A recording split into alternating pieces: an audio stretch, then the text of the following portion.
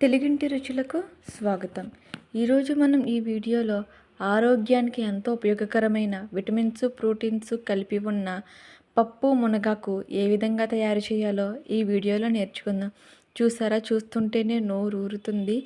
ముందుగా మనం మునగాకుని బాగా శుభ్రం చేసి తీసుకోవాలి. దీన్ని ఒకసారి బాయిల్ చేయడం లాంటివి ఏమీ చేయకూడదండి. ఆకుని మనం శుభ్రంగా వాష్ చేసుకుని యూస్ చేసుకుంటేనే అందులో ఉన్న ప్రోటీన్స్, విటమిన్స్ ఇవన్నీ మన బాడీకి అందుతాయి.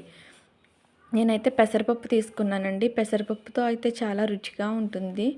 నేనైతే 1/2 గ్లాస్ పెసరపప్పు తీసుకున్నాను. మునగాకు గురించి మీలో ఎంతమందికి తెలుసో, ఎంతమంది ట్రై చేశారో ఆషాఢంలో తప్పకుండా వండుకోవాలండి. కామెంట్ చేయండి. దీనికోసం మనం ముందుగా ఒక పాత్ర తీసుకుని దానిలో మనం 1/2 గ్లాసు పెసరపప్పు వేసుకొని శుభ్రంగా వాష్ చేసుకోవాలండి. మనం ఏ గ్లాస్తో అయితే 1/2 గ్లాసు పెసరపప్పు తీసుకున్నామో అదే గ్లాస్తో ఫుల్గా వాటర్ పోయాలండి. అందులోనే మనం కొంచెం చిటికెడు పసుపు వేయాలండి. అందులో పచ్చిమిర్చి, కొంచెం కారం కోసం పచ్చిమిర్చి కూడా వేయాలండి. ఇప్పుడైతే స్టవ్ వెలిగించి పాత్రనైతే స్టవ్ మీద పెట్టేయండి. ఇది నిజంగా ఆరోగ్యానికి చాలా హెల్దీ అండ్ పెసరపప్పుతో చేసుకుంటే మనకి చాలా రుచికరంగా ఉంటుందండి. చూడండి, మీరే ఒక 5 మినిట్స్ అలా వదిలేయండి. చూసారా ఎలా కుక్ అవుతుందో. మనం పప్పుని 80% మాత్రమే ఉడకనివ్వాలండి. ఎందుకంటే 80% ఉడికిన తర్వాత మనం ఇందులో మునగాకు అనేది యాడ్ చేసుకోవాలి.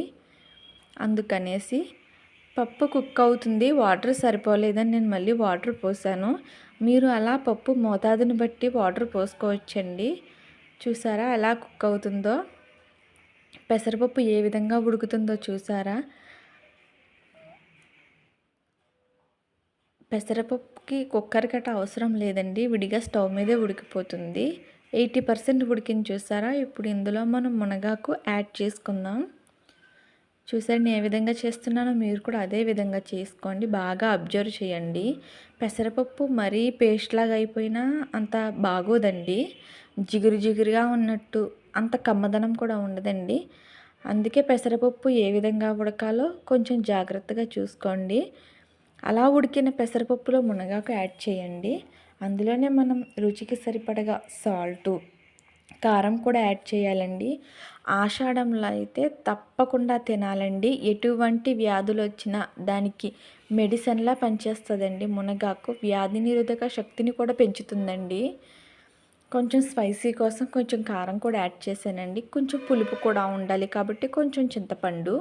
లాస్ట్లో పులుపు దిగిన తర్వాత చింతపండు కావాలితే తీసి పారవేసేసుకోవచ్చు, లేదు అనుకుంటే అందులోనే ఉంచేసుకోవచ్చు. ఈలోపు మనం తాలింపుకు సిద్ధం చేసుకుందాం.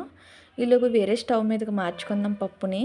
తాలింపుకు కావాల్సినవి కరివేపాకు, జీలకర్ర, వెల్లుల్లిపాయలు, ఎండుమిర్చి, జీలకర్ర అండ్ ఆవాలు. తాలింపుకి మెయిన్గా ఇవన్నీ ఉండాలండి. మనకి పప్పు టేస్ట్ వచ్చేది తాలింపు వల్లనేనండి.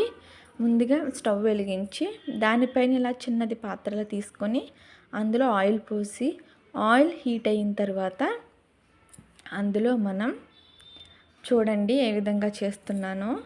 ఆయిల్ హీట్ అయిన తర్వాత ఆవాలు, జీలకర్ర అనేది వేసానండి.